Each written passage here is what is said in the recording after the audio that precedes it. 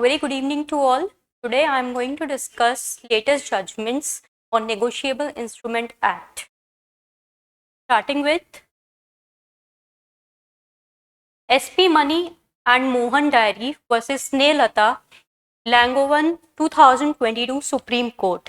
In this case, it was held that only that person who is responsible for the conduct of the company's affairs at the time of the check dishonor is liable for the offense. Under Section 141 of the Negotiable Instrument Act, complainant is only supposed to have general knowledge of the person in charge of the company or firm.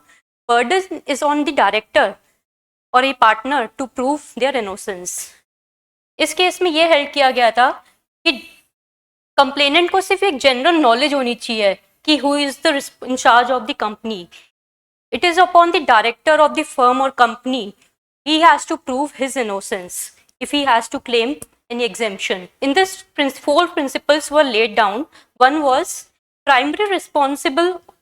It is the primary responsibility of the complainant to make specific averments in complaint as to make the accused primarily liable. Accused को complainant को अपनी complaint में specific एक averment लेना होगा that who is the liable और who is the in charge of the person who is liable for the acts of the company. It is the primary responsibility of the complainant. उसको specific averment अपनी complaint में देना होगा. Second principle which was laid down in this case was the complainant is supposed to know only generally who is in charge of the company. Only generally उसको पता होना चाहिए कि कौन in charge of the company है. And he can take that plea in his averment in his plate. Third principle which was laid down in this case was the criminal liability is attracted only on those who at the time of the commission of the offense were in charge and responsible for the conduct of the business of the company. इस case में ये help किया गया था कि primary liability सिर्फ उसी के अगेंस्ट होगी जो रिस्पॉन्सिबल था जिस टाइम वो ऑफेंस कमिट हुआ था 138 का. उस टाइम जो person in charge of the company था या who is responsible for the conduct of the affairs of the company, only that person will be held liable. उसी की ही क्रिमिनल लायबिलिटी बनेगी जो ऑफेंस के टाइम में रिस्पॉन्सिबल था या इन चार्ज था. Fourth principle which was laid down in this case was if any director wants process to be quashed, stating that only a bad averment is made in the complaint, he has nothing to do with the issuance of the check. He must furnish sterling inconvertible material, acceptable circumstances to substantiate his contention. He must make out the case that making him liable stand the trial would abuse the process of the court. इस case में ये help किया गया था कि director की responsibility है कि वो अपनी इनोसेंस प्रूव करे या वो ये प्रूव करे, कोई ऐसी सर्कमस्टांसेस कोर्ट के सामने शो करे कि वो लायबल किस तरह नहीं है, और अगर उसको लायबल ठहराया जाएगा तो वो abuse of the process of court किस तरह से होगा. ये डायरेक्टर के ऊपर रिस्पॉन्सिबिलिटी है क्योंकि कंप्लेनेंट को तो सिर्फ जनरली पता होना चाहिए कि who is the in charge of the company at the time of the commission of the offence. So these were the four principles which was laid down in this case, SP Money and Mohan Diary versus Snehata. The next case we move on to Pawan Kumar Goyal versus State of UP and another 2022 Supreme Court. इस case में it was held that merely being a director of the company is not sufficient to make a person liable under Section 141 of the Negotiable Instrument Act. Section 141 Negotiable Instrument Act talks about the offences by the companies. इसमें ये held किया गया था कि merely being a director, अगर कोई इंसान director है किसी कंपनी का तो वो एक सफिशिएंट रीजन नहीं है उस पर्सन को लायबल ठहराने के लिए. There are certain other things. He would deem liability नहीं मानी जाएगी उसकी कि वो डायरेक्टर है कंपनी का तो चेक बाउंस के केस में उसी को लायबल ठहराया जाए. It was held that a director in a company cannot be deemed to be in charge of and responsible for the company for the conduct of its business. तो उसकी deemed liability नहीं मानी जाएगी director की. The requirement of Section 141, that is offences by the companies in Negotiable Instrument Act, is that the person sought to be made liable should be in charge of and responsible for the conduct of the business at the relevant time. At the relevant time means जब वो offense commit हुआ था, offense under section 138 of the act, जो भी person उस company में responsible था, in charge था for the conduct of the business, for the business के लिए, या इंचार्ज रिस्पॉन्सिबल था, सिर्फ उसी पर्सन को लाइबल ठहराया जाएगा, ना कि डायरेक्टर को ही लाइबल ठहराया जाएगा। डायरेक्टर की कोई डीम लाइबिलिटी नहीं है। इस केस में ये हेल्ड किया गया था। Next case is Noor Mohammad versus Khuraram Pasha 2022 Supreme Court. In this, it was held that right to cross-examination cannot be denied as a punishment or citing a failure to deposit interim compensation under Section 143 of the Negotiable Instrument Act. Section 143 of A of the Negotiable Instrument Act talks about the interim compensation. Court में ये plea नहीं ली जा सकती कि accused ने interim compensation जमा नहीं कराया है और इसलिए उसका क्रॉस एग्जामिनेशन नहीं होना चाहिए। तो right of the cross examination उसका डिनाई नहीं किया जा सकता। उसको इंटरिम कॉम्पनसेशन जमा नहीं कराई, उसको एज अ पनिशमेंट ट्रीट नहीं किया जा सकता, तो उसका राइट टू क्रॉस एग्जामिनेशन जो है वो अफेक्ट नहीं होगा। वो ये नहीं कह सकता complainant, he cannot cite that the interim compensation has not been paid, so the case further नहीं चलेगा। So it was held that failure to deposit interim compensation does not bar the right to cross-examine witness, and it is not within the power of the court to foreclose the right. Court के पास ये कोई power नहीं है कि वो cross examination ना होने दे जब तक कि इंटरिम कॉम्पनसेशन नहीं जमा हो जाती। So it was held in this case, Noor Mohammed versus Khuraram Pasha, 2022 Supreme Court.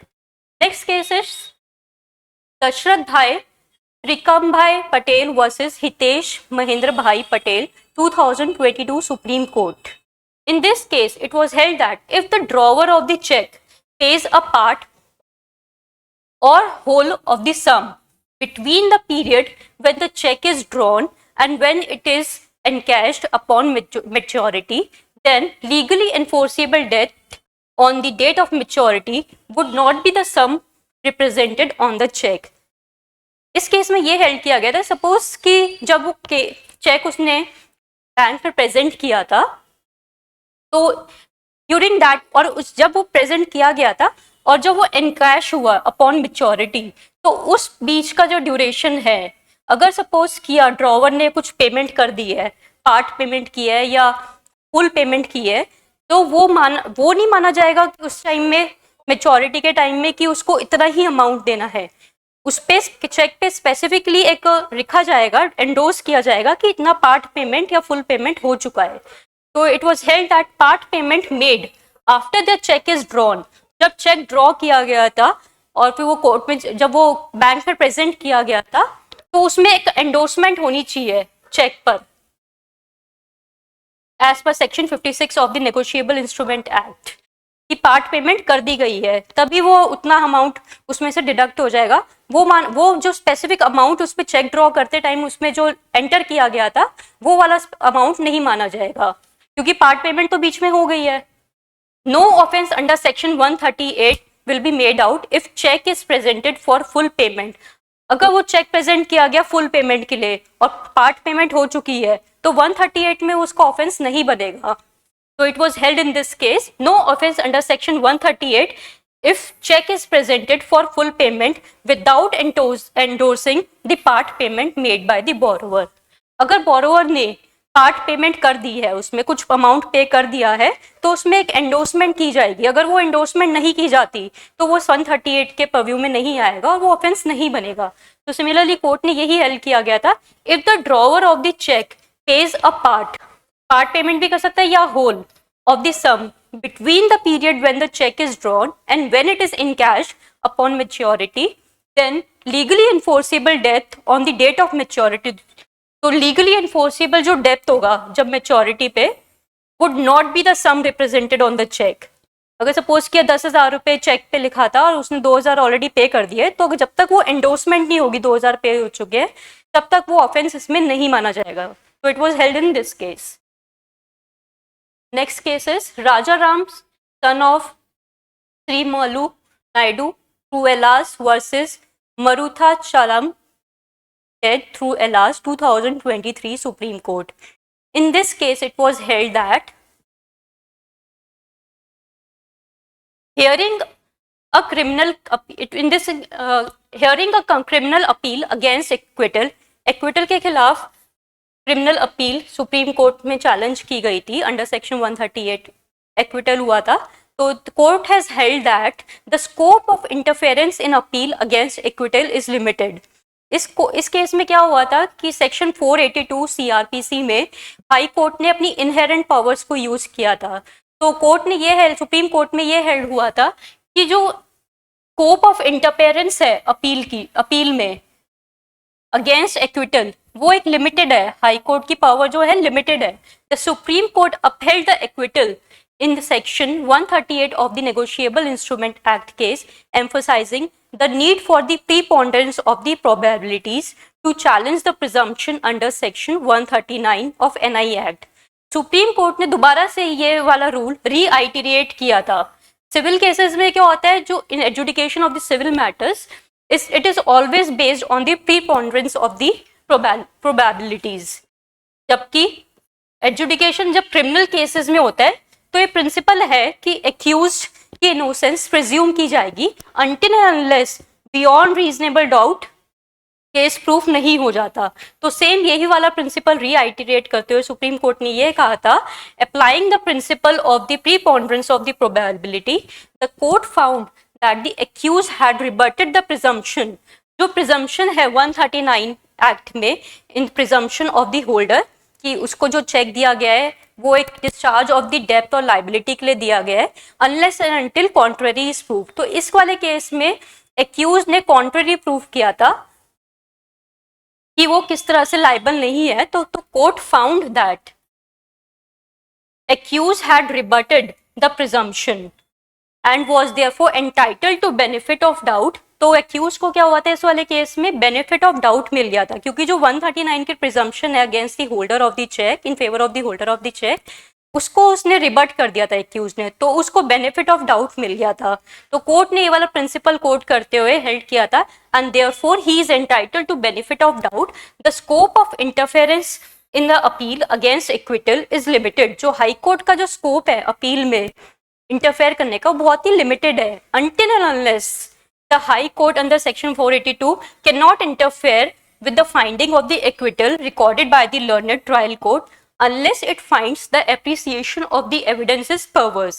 अगर appreciation of evidence में कोई कहीं पे भी कोई perverse होता है या कोई ऐसी प्रॉब्लम आती है तो जो ट्रायल कोर्ट ने नहीं रिकॉर्ड किया होता ड्यूरिंग द ट्रायल, तो हाई कोर्ट के पास पावर है कि for the appreciation of the evidence इस पावर को अपील में यूज कर सकते हैं, but not otherwise. High court की अदरवाइज 482 में पावर बहुत ही लिमिटेड है. तो इसमें ये वाले केसेस में in such cases of the acquittal in this NI act cases high court should not interfere. It was held in this case. Next case is Meeta India private limited versus Mahendra Jain 2023 supreme court. इस case में एक issue arise हुआ था, whether a complaint filed by the company through its authorized representative is maintainable or not. जो company का authorized representative होता है, क्या अगर वो कंप्लेंट फाइल करता है तो वो मेंटेनेबल होगी या नहीं होगी. तो इस केस में ये हेल्ड किया गया था as the power of attorney holder is said to be having a due knowledge. जो पावर ऑफ अटॉर्नी होल्डर होता है उसके पास ड्यू नॉलेज होती है ट्रांजेक्शन के बारे में. As the power of attorney holder is said to be having due knowledge about the transaction, he has the capacity to depose, and the trial court or the revisional court committed no error of law in rejecting the application of the respondents. It was held that though the general power of attorney holder, जो general power of attorney holder होता है, वो generally क्या करता है, delegate नहीं कर सकता अपनी power, but cannot delegate his power to another person, but same can be delegated when there is a specific clause permitting the subdelegation.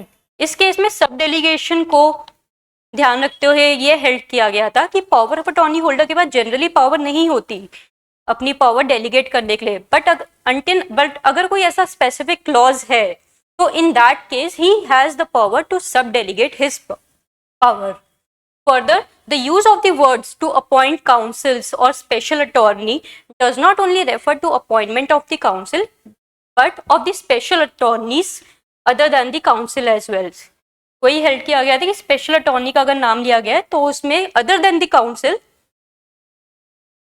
Special attorney को मेंशन किया गया है. तो सेम थिंग इज दैट कि जब तक कि कोई स्पेसिफिक क्लॉज नहीं होता कि पावर ऑफ अटॉर्नी होल्डर उस अपनी पावर को डेलीगेट कर सके, जब तक वो नहीं कर सकता. बट इन केस अगर स्पेसिफिक क्लॉज है तो in that case he has the power to delegate his power. So it was held that the complaint filed by the company through its authorized representative was maintainable. It was held to be maintainable. Next case is Dilip Hari Ramani versus Bank of Baroda 2022 Supreme Court. इस case में vicarious liability company की के ऊपर held किया गया था. The provisions of section 141 which talks about offences by companies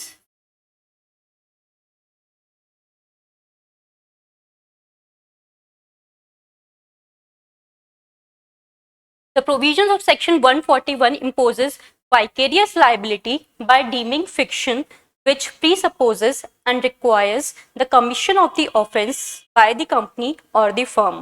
vicarious liability होती है इसमें, मतलब मेंशन किया गया था जब भी 138 का ऑफेंस कमिट होता है तो जब कंपनी के ऊपर केस होता है तो वाइकेरियसली जो भी पर्सन रिस्पॉन्सिबल होता है for the conduct of the affairs of the business या डायरेक्टर या कोई भी पर्सन रिस्पॉन्सिबल होता है during the time when the offence has been committed तो उसकी वाइकेरियस लाइबिलिटी आ जाती है. तो this thing only it was held therefore unless the company और firm has committed the offence as a principal accused the persons mentioned in subsection 1 and subsection 2. 1 और 2 में directors managers बताए गए थे. 1 में कौन पर्सन रिस्पॉन्सिबल होगा in charge of the company for the conduct of the affairs of the company ये बताया गया है. Would be held will be liable and convicted as a vicariously liable. They will be held vicariously liable for the acts of the company. So these were some of the important cases. Thank you. If you have any queries, please comment. And आपको ये video कैसा लगा please comment करना. Thank you.